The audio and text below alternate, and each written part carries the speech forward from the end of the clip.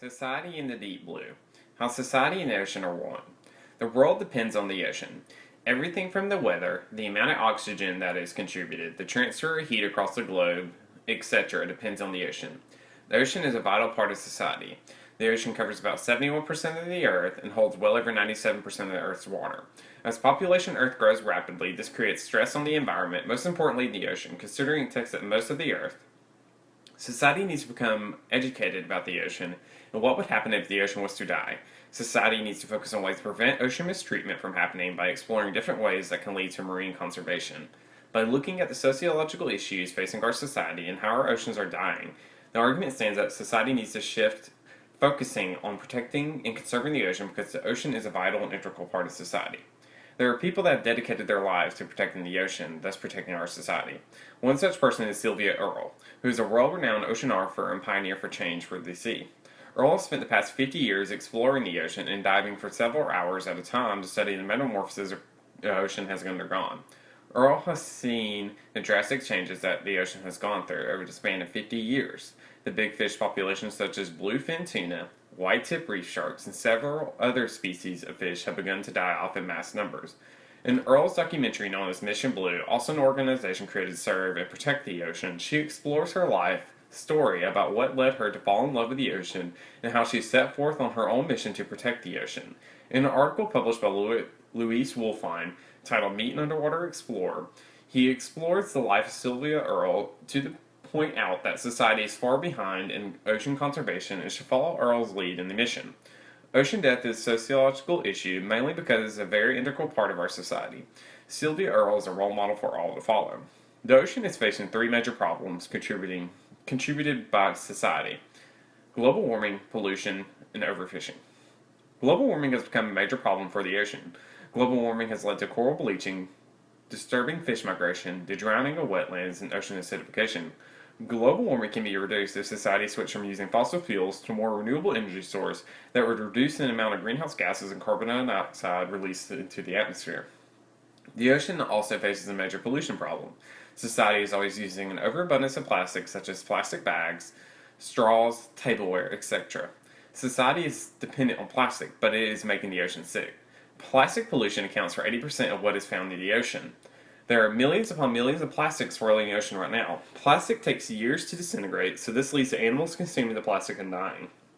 There are three simple ways to reduce plastic usage: ban plastic bags or cut them out entirely, recycle, and simply throw away trash. The third major problem the ocean is facing is overfishing, where society has overfished most of the big fish population. A lot of different societies depend on the ocean for daily activities, but as the world continues to overfish, the fish population will continue to diminish. America imports over 90% of the fish that it consumes.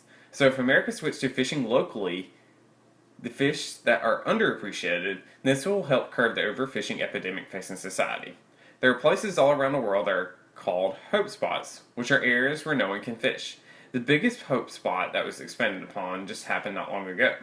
In an article published by the Washington Post by Julia Elperin, we explore how President Obama has created the largest protected area on the planet.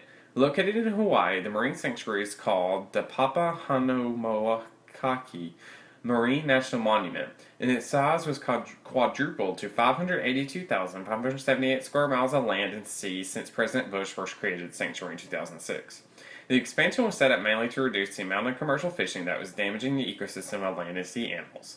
There are two forms of sociological paradigm society are currently facing when it comes to the ocean. Structural functionalism is a macro theory where it looks at the large scale of things and how every society is made up of interrelated parts that function. Society needs to work together as a whole to help heal and protect the oceans. Symbolic interactionism plays a role as well in society and the ocean. Symbolic interactionism is a micro theory that looks at the small scale of society, but is used to attach meaning to symbols. The ocean is seen as a symbol of life and that it can never be depleted.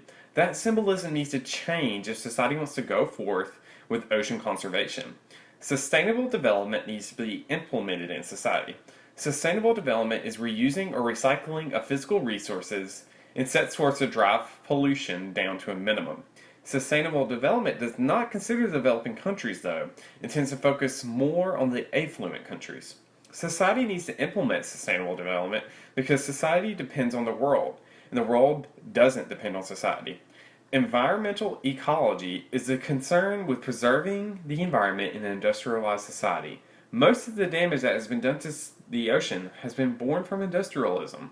Society is facing a loss of biodiversity, which is dependent on for medicine and other resources. Biodiversity is critical to the ocean as well, considering it helps regulate the ocean's chemistry.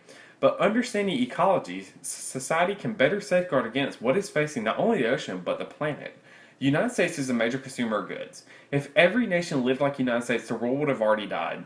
Therefore, the United States needs to be the lead for change when it comes to the environment by implementing clean energy. By implementing clean energy, this will result in cleaner air, oceans, and the environment in general because we will not be depleting or contaminating the earth. The population of the planet is increasing daily. As the population continues to grow, society utilizes the world more. Population increase leads to more burning of fossil fuels, more garbage being produced, and more food consumption. Urbanization can be why problems are facing the ocean today. The constant burning of fossil fuels has caused global warming to be a major issue. The ongoing production of garbage being disposed of has made the ocean become the world's largest trash can, and the overfishing of the ocean has caused most of the big fish population and coral reefs to die. What can society do to reverse what is happening to the ocean? Society needs to become better educated about the ocean. The ocean is not this renewable resource that the world can keep abusing. Society needs to implement changes to reduce further the amount of greenhouse gases being produced, recycle more, and look for alternatives when it comes to making food choices. The ocean is a vital part of society, whether society realizes it or not, and if the ocean was to die, then this world will cease to exist. There are 7 organizations one can get involved with when it comes to the ocean.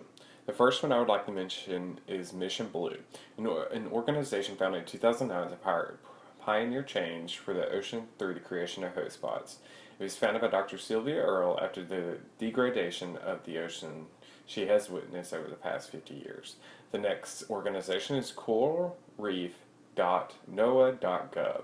It was created in 2001 by the NOAA Coral Reef Conservation Program, and their main job is to safeguard coral reefs for future generations. The CRCP heals and restores reefs, protect them from being destroyed, and restore coral ecosystems.